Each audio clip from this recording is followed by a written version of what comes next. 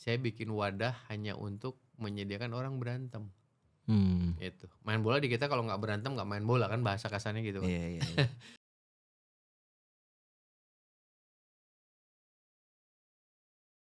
Halo sahabat Bicara Bola, kembali lagi bersama saya Alfonsius Kelvan di podcast Bicara Bola. Hari ini saya juga akan membahas tentang grassroots dan sepak bola. Karena hari ini saya bersama penggiat sepak bola yang sahabat Bicara Bola pasti sudah nggak asing.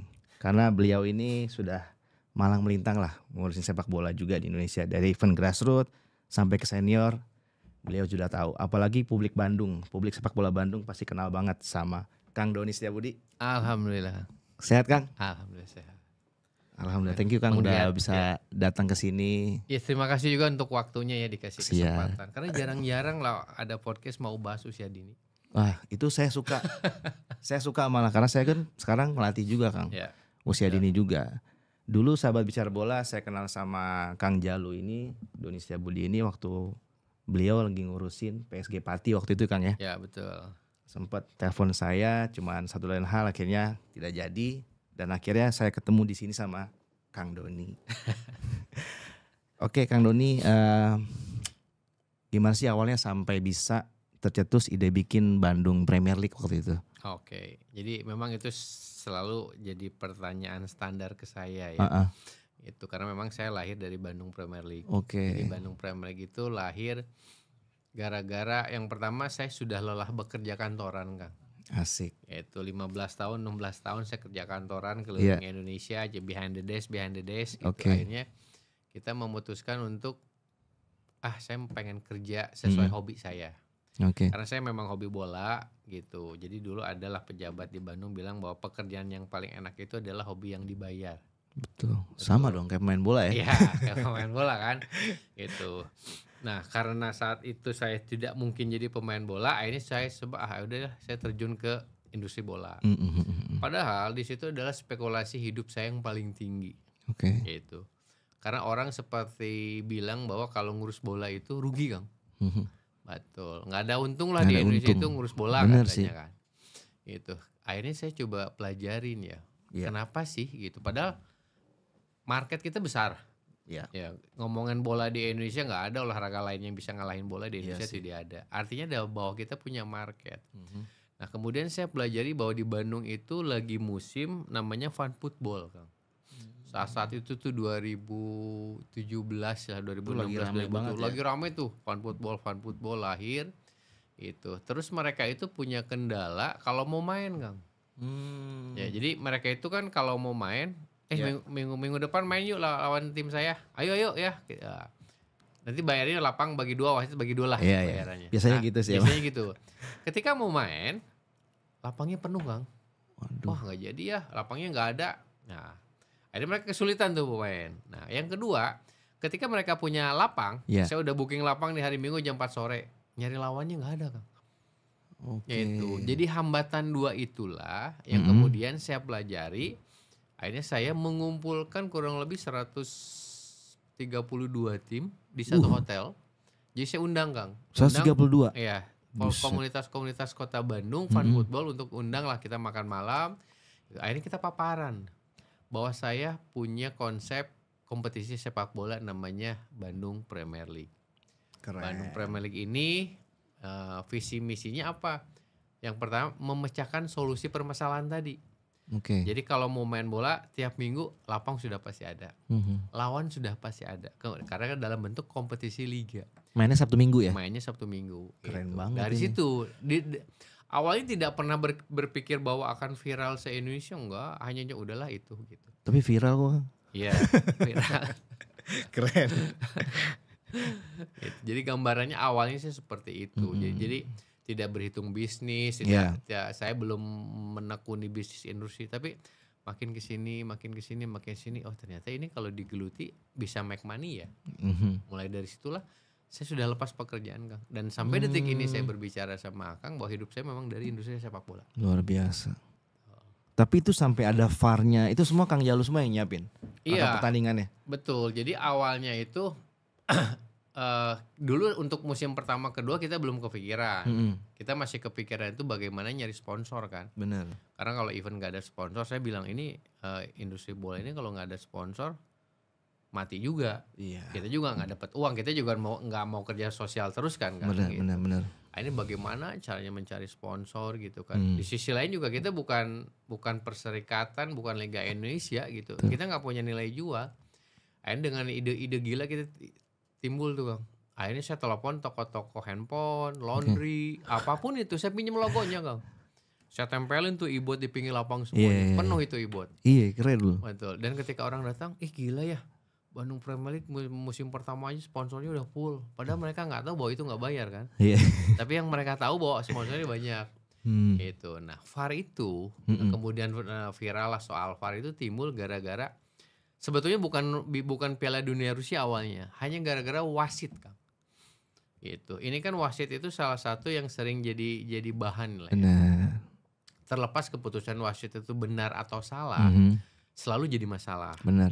Itu wasit kita dikejar-kejar Kang, dipukulin, ada yang berdarah, kemudian saya dipanggil gini-gini kayak. Saya kan operator ya. Iya. Saya nggak bisa ikut campur. Betul. Karena ketika permainan 2 kali 45 menit yang punya kuasa adalah pemain dan wasit. Betul. Di situ saya cuma operator yang hanya menyediakan wasit. Tapi kalau ada apa-apa kita lagi kena yang kita lagi mah repot.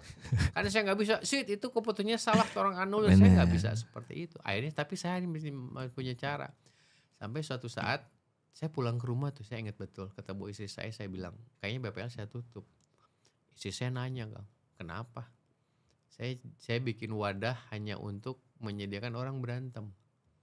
Itu main bola di kita kalau nggak berantem nggak main bola kan, bahasa kasarnya gitu kan. Iya. Tapi kita nggak mau seperti itu. Terus kata istri saya, ya sudah coba pikirkan baik-baik. Kalau memang tidak ada manfaatnya, banyak mudorotnya, ya udah tutup. Cari kerjaan yang lain, cari bisnis yang lain. Tapi kalau masih bisa ada cara, itu ya siapa tahu. Tapi memang Tuhan baik ke saya, Allah baik ke saya. Satu ada Piala Dunia Rusia. Oke. Betul. Itu pertama kali VAR disosialisasikan di dunia. Gitu. Nah kemudian saya nonton tuh. Oh gini ya, oh gini ya, oh gini, oh gini. Dapat ide lah VAR itu. Dapat ide lah VAR. Nah pulang ke kantor lah ya, ngomong sama anak-anak tim. Saya mau pakai VAR. Tahu nggak respon pertama mereka apa? Ketawa Kang. Pak udah kita liga miskin, nggak punya duit, nggak usah mimpi lah pakai VAR gitu kan. Tapi kan seorangnya nggak pernah patah semangat, saya bilang. Nah, saya jawabnya dengan gini. Handphone kamu harganya berapa? 1 juta misalkan. Handphone teman kamu harganya berapa? 10 juta. Sama-sama handphone kan? Iya. Kalau untuk nelpon fungsinya sama nggak? Dua-duanya sama. Sama. Kita akan pakai VAR karena VAR itu fungsinya adalah video replay. Yang bisa merekod, yang bisa merekam. Nah pertanyaannya adalah tinggal masalah kamera doang kan. Antara kamera harganya 100.000 dengan harganya 100 juta pasti kualitasnya beda. Betul. Tapi dengan kamera 100.000 masih terlihat kan. Nah akhirnya kita coba. Kita coba-coba, gagal dulu pakai GoPro. Akhirnya kita sukses dengan kamera CCTV awal yang harganya cuma 200.000 satu dulu. Sekarang memang kita sudah upgrade di harga 15 jutaan satu kameranya. Betul. Jadi ada peningkatan lah. Keren. Itulah di situ. Dan ternyata sakti itu VAR itu ya. Ketika ada keputusan wasit di menit-menit akhir krusial, nggak ada yang protes Kang. Contoh yang bagus. Itu kalau nggak salah waktu itu Liga 1 belum sempat pakai VAR kan? Baru betul. BPL aja, gila BPL. Betul. Tapi dari situlah BPL di stop, nggak boleh pakai VAR sama PSSI. Selalu ada cerita lah gitu. Kemudian Kang, konsep BPL sendiri ini kan saya dengar-dengar akan bangun di kota-kota berikutnya ya. Nah kira-kira seperti apa tuh Kang pelaksanaannya dan bagaimana? Ada nggak kayak kesulitan apa gitu yang jadi kendala? Jadi awalnya itu memang konsepnya hanya Bandung Premier League. Oke. Betul. Nah ternyata seiring perjalanan musim pertama, musim kedua, ternyata daerah-daerah di provinsi lain itu mengamati. Pengen datang Kang ke Bandung. Itu datang ke Bandung. Nah terus akhirnya saya bilang, saya tidak punya produk karena usaha produk saya adalah jasa. Kalau saya jual kopi satu cangkirnya jelas harganya berapa, saya jasa. Gitu. Setelah kita ngomong dengan tim, akhirnya kita mengeluarkan namanya royalti kan, franchise lah. Betul, kalau bahasa. franchise. Kalian boleh bikin di mana-mana franchise seumur hidupnya. Misalkan mau bikin di Aceh Premier League itu cuma 20 juta per hidupnya dia lah, selamanya seumur hidup.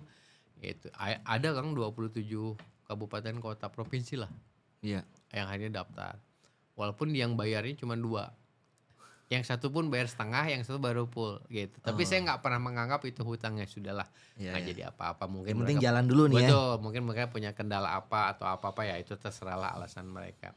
Nah cuman kebanyakan gagalnya mereka adalah bahwa beda tangan beda rasa. Betul, itu satu. Kemudian tipikal. Nah, saya tanya nih ke beberapa, kenapa sih kalian tuh dengan misalkan di Surabaya atau di Malang atau di Jakarta. Jakarta itu animo pertama tuh gila Om. Peserta itu sampai 40, sampai dia bikin 2 liga. Masing-masing 20, 19 pekan itu dapat duitnya si operator gede. Tapi setelah itu mereka nggak jalan lagi. Gitu. Karena ya seperti yang tadi saya bilang, beda tangan, beda rasa itu sama beda tujuan. Apa sih tujuan merekanya? Kalau mereka cuma pengen dapat uang sesaat, selesai ya sudah. Benar. Itu. Yang kedua ada faktor serakah. Gitu. Dari faktor serakah tuh yang harusnya ada uang buat biaya branding, biar produksi, buat apa, mereka di kecil-kecil, akhirnya apa, packaging lapangannya jadi jelek. Jadi apa? Jadi peserta nggak tertarik lagi apa? Memang macam-macam. Ada yang misalkan orang udah bayar ternyata itunya kabur, ada itu. Ya ada itu. Klasik ya masalah-masalahnya. Masalah gitu. Dan itu pun sampai sekarang selalu ada orang-orang seperti itu yang memang harus dibenahinya pelan-pelan gitu. Karena saya sendiri kan, kalau orang nanya kalau gitu Kang Jalur turun ke daerah, saya nggak bisa Kang, tangan kaki saya cuma 2. Betul gitu. Saya justru pengen orang-orang daerah ini yang memang bisa hidup. Artinya kalau di sana kompetisinya bagus, mau BPL kayak mau apa kan ekonominya juga jalan. Itu yang kita harapkan sebetulnya. Benar. Kemudian Kang, apakah ada contoh di negara lain dengan di mana operator liganya ini adalah badan hukum swasta? Terus di mana tuh maksud saya pemilik badan hukumnya tuh bukan para klub peserta dan federasinya? Kira-kira ada nggak? Saya nggak tahu, tapi kalau di kayak Inggris misalkan atau Jerman atau Spanyol, memang ya karena federasi mereka tidak lebih terkenal dibanding timnasnya kan. Beda sama kita. Iya sih. Kita lebih terkenal federasinya. Jadi kita kurang informasi tuh hal-hal seperti itu gitu. Tapi pada dasarnya kan sebetulnya kan gini. FA-nya atau federasinya atau kalau di kita itu yang membawahi liga kompetisinya PT LIB-nya itu memang harus independen Kang.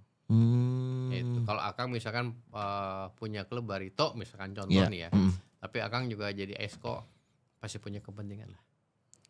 Pasti. Atau sebaliknya, saya punya Bali United tapi saya punya jadi esko tapi punya itu juga di situ, pasti punya kepentingan. Gitu. Dan saya juga pernah ngalamin ketika saya jadi operator, saya netral, saya dipecat malah gitu kan.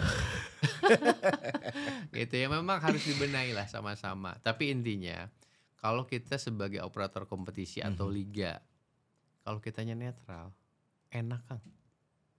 Mulus apa sih ya? Mulus. Jadi kalau saya pernah bikin quote itu, mengurus sepak bola itu mudah. Yang sulit itu mengurus kepentingannya. Betul. Jadi kalau banyak kepentingan repot. Repot bener emang. Itu sih di situ. Kemudian Kang, saya sempat dengar beberapa waktu lalu kan Akang sempat mencalonkan jadi ketum PSSI ya. Ya. Nah, saya dengar juga Akang tuh bakal membawa ide-ide baru dan gagasan-gagasan baru untuk sepak bola Indonesia nih. Ya. Itu kira-kira apa tuh Kang? Kalau yang dulu tahun 2023 ya, itu saya coba ikut mencalonkan diri, walaupun kita tahu lah itu hanya takdir Tuhan aja yang menentukan bisa menang, kalau partai enggak gitu kan. Betul. Tapi kalau orang tanya apa yang bisa kita lakukan, yang pertama memang saya selalu konsen bahwa federasinya dulu Kang, PSSI-nya Kang. Ini kalau PSSI-nya nggak sehat, kita nggak usah ngomongin pembinaan, nggak usah ngomongin di daerah, nggak usah. Ini dulu nih, itu karena kalau otaknya tidak sinkron, ada otaknya tidak sehat, mereka tidak akan mengeluarkan sebuah keputusan yang baik, gitu. Nah dari situ dulu aja. Jadi memang harus yang namanya kalau bahasa kasarnya, kan saya pernah dulu tuh ditanya, Kang kalau jadi ketua umum PSSI hal pertama apa yang akan lakukan? Semua orang PSSI saya keluarin semuanya Kang. Gitu. Saya bersihin dulu gitu sampai OB-OB-nya saya keluarin dulu lah. Nanti kita interview ulang. Itu mana orang-orang yang punya integritas yang mau membangun sepak bola. Nggak apa-apa, kamu dibayar kita tetap bayar kok. Itu kamu kerja kita tetap bayar. Cuman mana yang tidak aneh-aneh, mana yang punya integritas tinggi, mana yang memang mau menjaga sepak bola. Kalau sepak bola maju, duit kamu juga gede kok. Gitu. Jangan gara-gara pengen duit gede tapi sepak bolanya nggak maju. Kalau uang itu ngikutin Kang. Gitu. Kalau kita kerjanya benar, gitu. Ngikutin kok uang itu nggak usah dipikirin gitu. Nah itu yang pertama di federasi. Yang kedua ya turunannya, asprop askotnya. Gitu. Itu kan harus dibenahi. Nah, ya sekarang nih masih alhamdulillah mendingnya gini ya. Banyak ketua asprop, ketua askot, askap itu anak-anak muda. Iya. Tapi yang tua-tua juga banyak. Waduh, kalau udah ketemu yang tua-tua kan repot bahasanya. Wah, kamu tahu apa tentang bola? Kamu lahir itu om ini udah ngurus bola gini-gini. Dalam hal itu ya om ngurus puluhan tahun tapi bola kita masih goblok aja kayak gini kan. Gitu kan. Mending om tidur aja saya bilang kan gitu. Kalau saya gagal pun berarti saya sama gobloknya sama om gitu kan, kasarnya kan gitu. Itu pengen gatal tuh sama orang-orang tua gitu. Maksud saya sudahlah, ini kan ada regenerasi. Saya kadang-kadang sedihnya ya. Mau sampai kapan sih kita kayak gini? Kita bukan kekurangan orang pintar, enggak om, banyak. Ketika saya dulu di BPL bikin program namanya Goal Line Teknologi om. Jadi garis gawang pakai sensor itu orang Surabaya, orang ITS. Saya nggak nyari om. Orang itu WA saya, DM saya, Bang, saya mau bantu BPL, saya bisa bikin program garis Goal Line Teknologi. Alatnya cuman kamera biasa, harganya cuma 400-500 ribu, pakai sensor, laptop satu jadi itu barang. Keren ya. Berarti Indonesia sebenarnya bisa kan? Banyak, betul. Tergantung PSSI aja mau apa enggak nih. Nah itu, pertanyaan cuman itu mau apa enggak gitu. Ya makanya kalau orang nanya ke saya, kuncinya sekarang di presiden. Gitu. Kuncinya di presiden gitu. Kalau presidennya mau, benahi Pak sekarang momentumnya. Karena kebetulan saya lihat kan presiden sekarang itu udah ya kalau boleh jujur, Pak Prabowo tidak punya kepentingan apa-apa sih. Dia udah kaya. Betul, dari segi usia juga mereka beliau hanya tinggal berbakti untuk bangsa ini kan. Bener. Apa yang dilakukan saya lihat gitu kan bagus gitu. Ya siapa tahu kita dapetin ketua PSSI-nya kayak Menteri Keuangan kan. Wih, itu keren sih. Iya, saya nggak takut siapa-siapa kan presiden di belakang saya gitu. Iya. Gitu. Kalau gitu bisa. Nah itu backingnya ada, selesai itu. Kelar. Betul. Kemudian kan soal ide baru soal kompetisi itu seperti apa Kang? Ya kalau kompetisi ini bicara profesional atau bicara amatir? Profesional. Profesional deh. Nah kalau berbicara profesional, memang sekarang ini secara kompetisinya, format kompetisinya memang yang namanya liga kan pasti gitu-gitu aja kan. Ya liga pasti dia double round robin, home away itu standar di dunia seperti itu. Yang saya sorotin adalah bahwa ya bukan liga Indonesia, liga asing. Gitu. Pemainnya sekarang kuotanya kalau nggak salah 11, 9, 7 ya. Banget. Itu nggak ada gitu kan. Nah kemudian pelatih juga hampir asing semua kan. Makanya ketika kemarin saya lihat Coach RD gitu kan, karena saya kemarin di Piala Presiden mengundang beliau ke Surabaya, kemudian dapat pekerjaan di Liga 2 walaupun di Persipura. Itu kan agak miris ya dengan sekaliber pengalaman beliau ngelatih di Liga 2 gitu berapa kan. Kali juara dia. Betul, berapa kali juara. Artinya memang tidak ada tempat. Nah sekarang di sisi lain dengan nama title Rahmat Darmawan saja susah untuk dapat di Liga 1. Apalagi yang di bawah itu. Artinya apa? Ini yang harus dibenahi kan. Gitu. Benar. Kita bikin kompetisi ya, bukan tidak boleh asing gitu. Tapi kita tidak boleh dijajah sama asing. Ini ada agen-agen juga yang main nih. Ini mafia-mafia juga yang main gitu. Maksud saya nggak apa-apa asing mau 3 mau 4. Kalau boleh jujur, asing sekarang kualitasnya sama kok sama lokal. Gitu. Beda dengan kualitas asing dulu kan. Gimana kualitas kita angkat topi apa mereka memang. Kalau sekarang enggak. Sekarang biasa aja sih memang. Betul. Nah, itu yang harus jadi contoh. Kalau saya nih orang Bandung Kang, bobotoh ya. Ya Kang. Ketika bursa transfer saya lihat kayak Dewangga, Sadil, pemain-pemain bagus lah. Masuk ke Persib, seorang bobotoh mah seneng. Tapi ketika kemarin Persib main saya lihat kasihan ya mereka di cadangan kan. Padahal bagus-bagus loh. Padahal bagus-bagus. Nah, pertanyaan saya adalah tapi kita tidak bisa nyalahkan Persib juga karena mereka juga harus bersaing di Asia kan gitu. Satu-satunya cara yang bisa dilakukan oleh PSSI adalah dalam LEB Piala Indonesianya jalan, second kompetisinya harus ada. Dan itu yang harus diwajibkan untuk pemain-pemain lokal. Sejago-jagonya orang Bang kalau nggak pernah main cuma duduk doang nggak akan bisa dilatih. Second kompetisinya adain. Itu Piala Indonesia yang nggak bisa, nggak apa kita bahasa kasarnya, Don jalanin Piala Indonesia. Ya saya cuma minta satu, rekomendasi presiden ada saya jalanin. Kalau ada rekomendasi presiden saya nggak usah mikirin uang Kang, kita gedor aja nih kemana-mana, bantuin nih sepak bola Indonesia. Lu hidup di Indonesia dapat uang dari Indonesia, masa nggak bantuin sepak bola Indonesia? Ya itu. Setuju nih. Ya second divisionnya itu harus ada kompetisi. Keren. Supaya mereka nggak apa? Ya mungkin di liganya mereka istirahat, tapi di Piala Indonesia mereka tetap ada kompetisinya yang mereka bisa ikutin gitu. Menarik banget nih dari Kang Jalo nih. Terus saya mau tanya soal Liga 4 regional itu kan sistemnya PT Kang ya? Oke, coba lanjutkan. Kemudian kan klub-klub Liga 4 ini kan belum ada PT-nya nih atau belum berbentuk PT. Jadi nanti operatornya itu PT atau tiap asprop itu dimiliki oleh siapa gitu? Oke, jadi gini.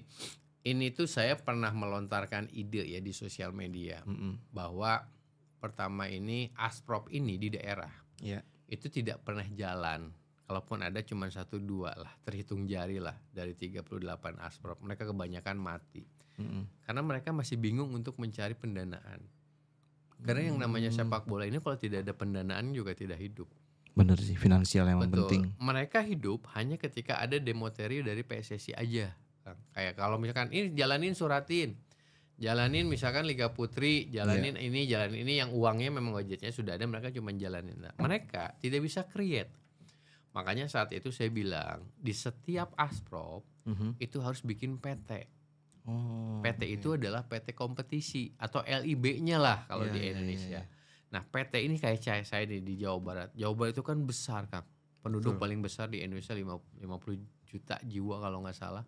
Kompetisinya banyak, itu diwadahin sama PT Kang. Jadi PT inilah yang mengurus semuanya tentang kompetisi, tentang sponsor, tentang broadcast, tentang apa semuanya. Ini profesional PT di sini. Gitu. Memang ini di sini nyari uang di bisnisnya nih. Gitu. Kompetisi dijalankan dengan baik, sponsornya dikelola dengan baik, broadcastnya dikelola dengan baik, dan tetek bengeknya dikelola di sana. Nanti ujung-ujungnya uangnya ke asprop lagi gitu. Tapi kompetisinya jalan. Gitu. Itu di sisi kompetisinya ya PT-nya. Tapi di sisi lain sekarang orang-orangnya lah. Tidak hanya di asprop, tidak hanya di PSSI, kan ada esko. Ini di media sosial esko-nya out semua, pecat semua gitu kan. Nah, esko yang ada di asprop itu udah kebanyakan pejabat-pejabat Kang.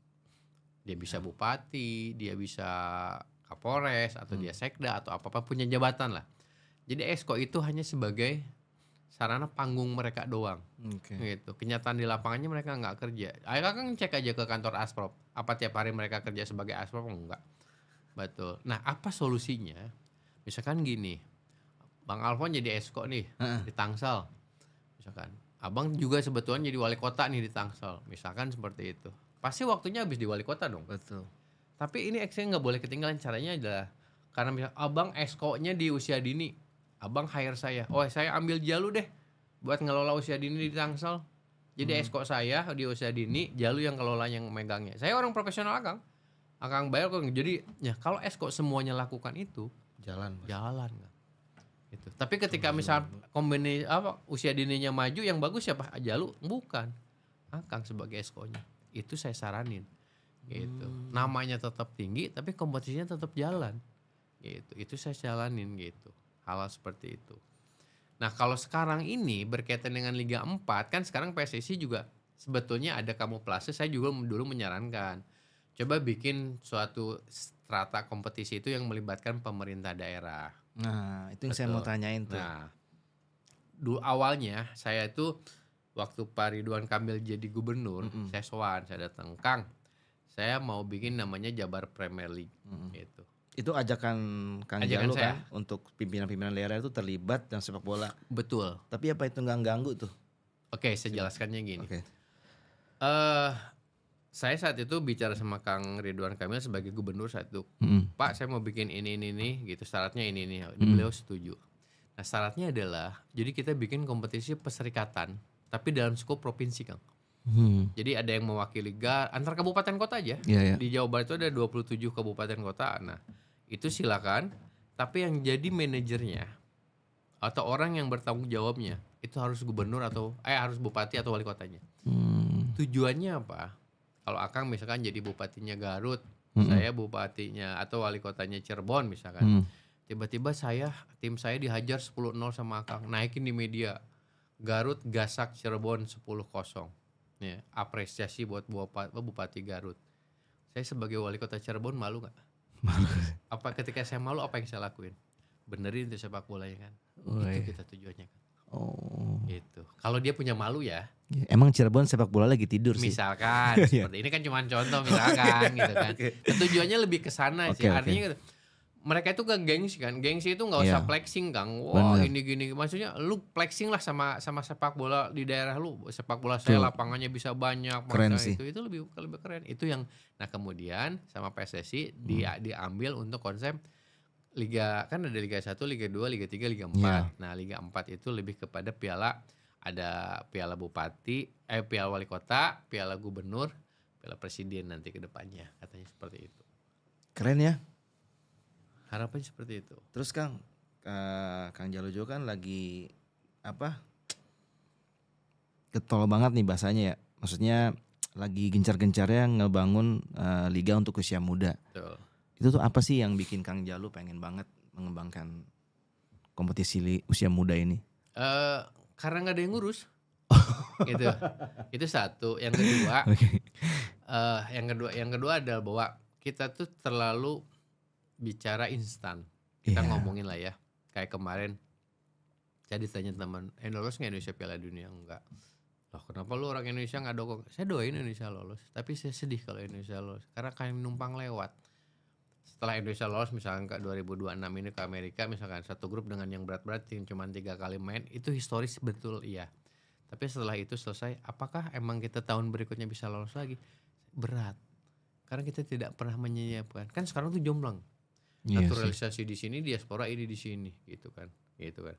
Tapi kan di lini masa orang selalu bilang kita jangan pakai. Saya tuh sedih nih ya kalau ada statement orang lokal kita juga main bolanya jelek. Otaknya nggak ada gini-gini nggak pantas lah bersaing sama diaspora. Saya sering marahnya gini Kang.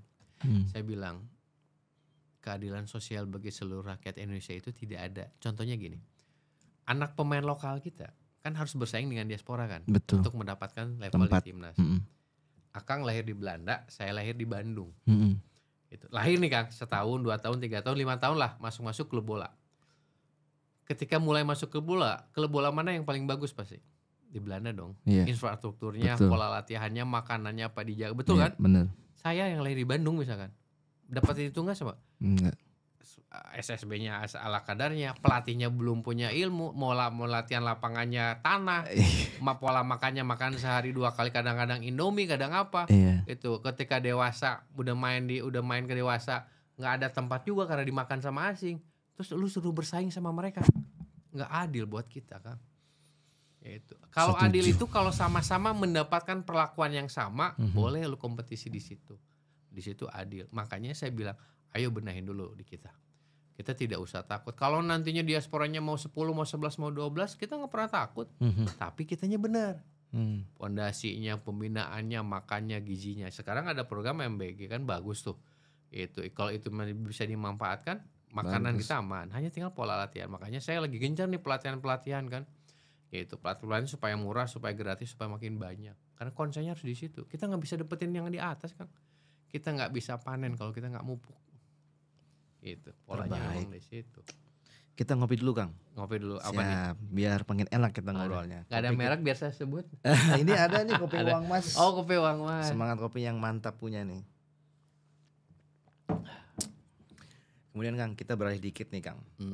Sebagai seorang bobotoh kan saya dengar tahun kemarin Akang katanya dapat tawaran untuk jadi masuk salah satu ada tempat lah kosong lah di Persib.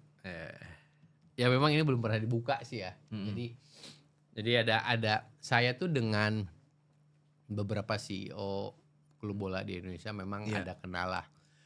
Yang paling dekat itu dengan Pak Peter yang punya Bali United sama Pak Glenn Persib. Jadi suatu saat saya ketemu ngobrol di kantornya Pak Glenn, bertiga nih, ngebongin BPF, ngomongin BPL. Oke. Gitu.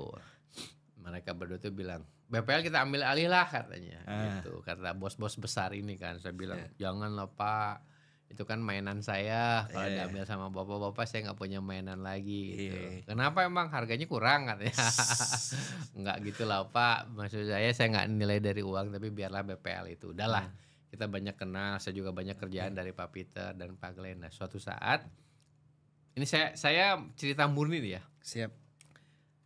Di media sosial itu Pak Teddy Cahyono memang mengundurkan diri. Iya. Betul. Pak Teddy mengundurkan diri. Hari Selasa tanggal 14 saya lupa bulan apa, tiba-tiba saya dapat WA, "Don, tanggal 14 jam 2 siang ke kantor saya." "Iya Pak," kata Pak Glenn. Glenn Persib kan.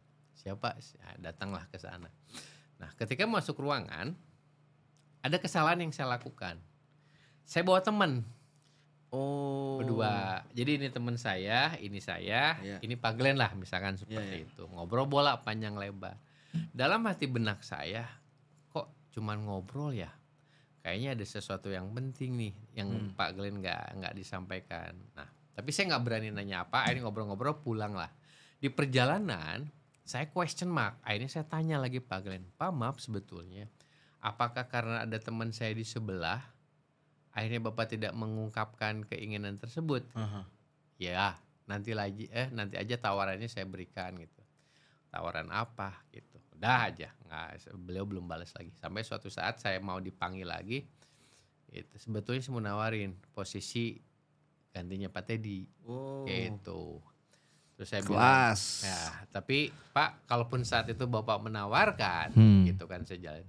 Kayaknya saya belum sanggup Pak, gitu kan. Belum sanggup karena saya lihat bahwa kapasitas saya belum selevel dengan Pak Teddy. Saya juga masih banyak belajar. Tapi kalau posisinya mungkin di bawah, tidak setinggi itu, mungkin saya bisa ambil. Tapi kalau setinggi itu saya pikir saya belum. Kenapa nggak ambil aja Kang? Siapa tahu kan bisa ngurus akademi Persib atau apa. Atau memang itu alasannya Kang nolak? Salah satunya gini, Pak Teddy itu kan habis ambil Persib juara ya. Iya.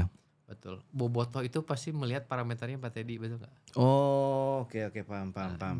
Saya pasti dibandingkan nggak? Benar. Walaupun akhirnya Persib juara lagi kan. Iya benar. Tapi kita nggak tahu kan saat itu tapi kalau kita harus bekerja mempunyai standarisasi orang yang pernah bawa juara. Iya. Gitu. Tapi kan pola pikir saya saat itu berkata bahwa apa mungkin di Indonesia ada double winner 2 kali berturut-turut. Nyatanya ada nih ya. Baru sekarang gitu. Mungkin mapenya ketiduran atau apa gitu kan. Gitu. Tapi memang akhirnya kerja. Tapi memang itu rizkinya. Tapi justru saya ambil hikmahnya gini Bang. Kalau saya ambil belum tentu Persib juara kan. Ya juga sih. Iya. Jadi saya bersyukurnya alhamdulillah saya nggak ambil, akhirnya Persib juara kan. Kan lebih baik Persib juara dibanding saya yang ngambil kan.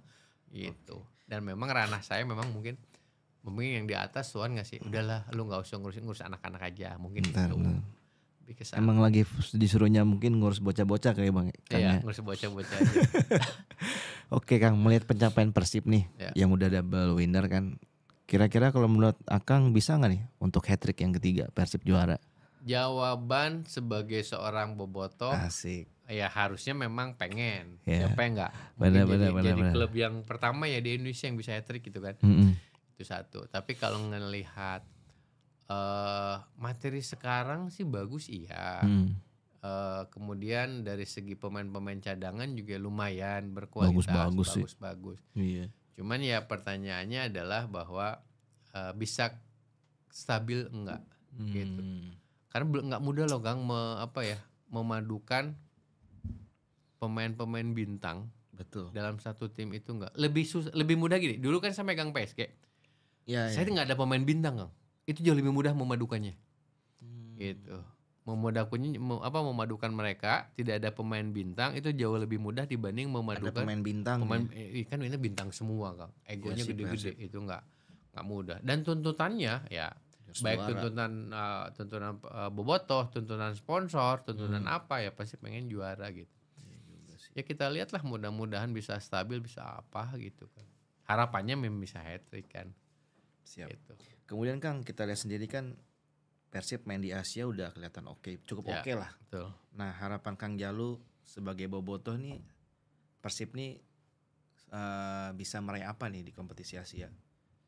Ya kalau bicara Asia memang apa ya, kalau boleh jujur memang levelnya udah cukup beda ya. Jadi kalau kalau saya nggak tahu, saya memang suka bola tapi saya mungkin nggak sejago Akang atau siapapun. Siap. Cuman kan gini, ada 2 kompetisi yang sedang Persib ikuti. Asia dengan levelnya, lokal dengan levelnya. Iya juga ya. Jadi saya nggak tahu, saya orang bodoh, revisi kalau saya salah. Harus kadang-kadang naik level, mungkin kadang-kadang dia turun level. Itu yang sedangkan yang namanya tim bola itu yang dicari dia stabilnya kan. Betul. Betul gitu. Makanya ya saya nggak tahu cara, ya saya sih berharap semaksimal mungkin, sejauh mungkin perjalanannya gitu. Supaya nanti kan ketika rating mereka di Asianya bagus kan, itu juga mendongkrak liganya juga kan, di liga di kitanya juga. Kemudian Kang, melihat Persib saat ini dari Akang sendiri seperti apa komentarnya?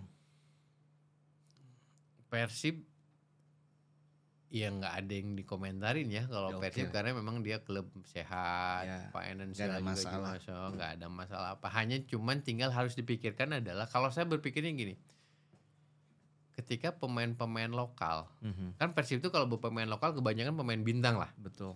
Tapi tidak ada menit bermain. Kan jadi apa ya?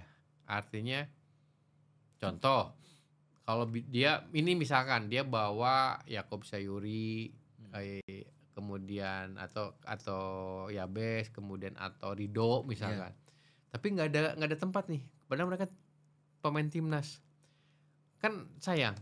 Ngaruhnya kemana? Ke timnas kita kan. Pemain timnas kita jadi nggak punya menit bermain yang banyak gitu. Nah makanya saya bilang ke federasi gitu, jangan bikin kompetisi itu jangan pencitraan, bikin Piala Presiden, padahal presidennya nggak datang gitu kan. Hanya untuk coba bikin Piala Indonesia, mulai dari level tinggal Liga 1, Liga 2, Liga 3 bisa kok. Jangan selalu biaya mahal. Kan tinggal kita punya cara, apakah dengan bubble kah? Atau kita hantam 3 zona kah? Atau gimana, banyak cara kok sebetulnya. Yang penting menit bermain mereka banyak gitu di Piala Indonesia, seperti itu. Siap Kang. Ini baik lagi Kang soal talenta muda. Apakah Persib Bandung sendiri ini perlu gak sih menghidupkan lagi liga internalnya? Kan dulu kayak Persebaya, dulu kan ada liga internal Persebaya. Apakah Persib ini perlu menghidupkan lagi? Apalagi Akang sendiri kan maksudnya sudah tidak asing lah bagi pengurus Persib kan. Gini, apa bisa nih BPL jadiin itunya Persib? Industri sepak bola tidak semudah itu kan. Jadi saya kasih gambarannya gini. Persib pengeluarannya, saya dengar telinga itu hampir lah 55 sampai 60 miliar itu. Itu kan per musimnya. Nah, mereka itu mengharapkan sponsor kan. Betul. Sponsor itu kalau Persib berprestasi pasti masih masuk lah. Klub apapun itu, mau Persija, mau Persibaya, mau apa, kalau mereka berprestasi pasti sponsor masuk. Nah pertanyaannya, klub kalau mau berprestasi, apakah harus memainkan pemain muda? Nggak bisa. Nggak bisa gitu. Harus di mix atau ada second competition gitu. Nah kalau saya berbicara dengan Persib itu udah settle gitu. Jadi makanya jadi kalau misalkan nanti ada akademi, ada apa-apa, banyak pemain muda, tapi ketika dia naik ke senior, mereka akan mentok. Mereka nggak punya tempat karena pasti habis. Betul. Nah, satu Persib adalah ya paling pinjamkan ke mana sudah bagus, ambil lagi. Tapi ketika ambil nggak bisa jaminan starter lagi. Kalau 9 asing semua lagi kan, nggak ada jaminan lagi gitu. Nah, kenapa lakukan itu? Supaya setel prestasi. Nah kalau setel prestasi kayak sekarang misalkan Persib bisa hat-trick juara, sponsor kan makin banyak kan. Nah ketika uang makin banyak, apa yang dilakukan klub? Pemain asingnya makin levelnya makin tinggi kan, supaya prestasi terus. Itu lokalnya ya susah. Kecuali misalkan kita ada kompetisi youth-nya, reserve-nya, atau second competition-nya Piala Indonesia. Nah kalau itu banyak, itu bisa jadi solusi buat mereka sebetulnya. Tapi kalau industri bola itu kapitalis. Itu harus diingat. Siap. Kemudian Kang, terakhir nih harapan dari Kang Doni sendiri untuk Persib Bandung ini seperti apa ke depannya? Ya harapan saya sih buat Persib Bandung, yang pertama adalah yang mudah-mudahan bisa hat-trick juara itu pasti Kang. Itu yang keduanya adalah tolong dibantu bagaimana pemain lokal itu mempunyai menit bermain. Betul. Bukan berarti harus jadi line up, enggak. Ya. Solusinya mungkin misalkan Persib ini menyarankan kepada LIB atau kepada PSSI untuk menggelar Piala Indonesia. Dengan adanya second competition, berarti kan pemain lokal ini yang tidak ada menit bermain di liga bisa bermain di situ gitu. Itu harapannya seperti itu. Karena jujur aja, kalau saya boleh fair-fairan, kayak kalau nonton siaran langsung Persib selalu ada karena rating tinggi gitu kan, Persibaya lah, Persija, Arema atau apapun yang rating tinggi. Artinya dia punya power untuk bicara gitu kan. Benar. Kalau Persib mah tinggi emang ratingnya. Betul. Artinya mereka punya power berbicara, kan lah gitu kan. Bisa dilakukan seperti itu. Siap. Ya, mudah-mudahan apa yang dilakukan Kang Jalu ini untuk membangun usia muda bisa terus berlanjut, bisa lancar terus. Siapa tahu juga bisa menghasilkan pemain-pemain muda yang baik lah. Iya. Untuk bisa berkiprah di timnas juga. Betul. Kan di klub. Salah satunya adalah bahwa pembinaan yang kita lakukan itu tidak hanya di lapangan bola kan. Undangan podcast seperti itu adalah pembinaan yang dilakukan. Karena apa? Semakin saya banyak cerita tentang kekurangan sepak bola pembinaan di kita, mungkin semakin banyak juga orang peduli. Benar-benar. Itu baik dalam sponsor kah, infrastruktur kah, atau apapun itu. Jadi kita pengen menyampaikan bahwa ayolah sepak bola kita tuh butuh pengembangan yang sama-sama gitu.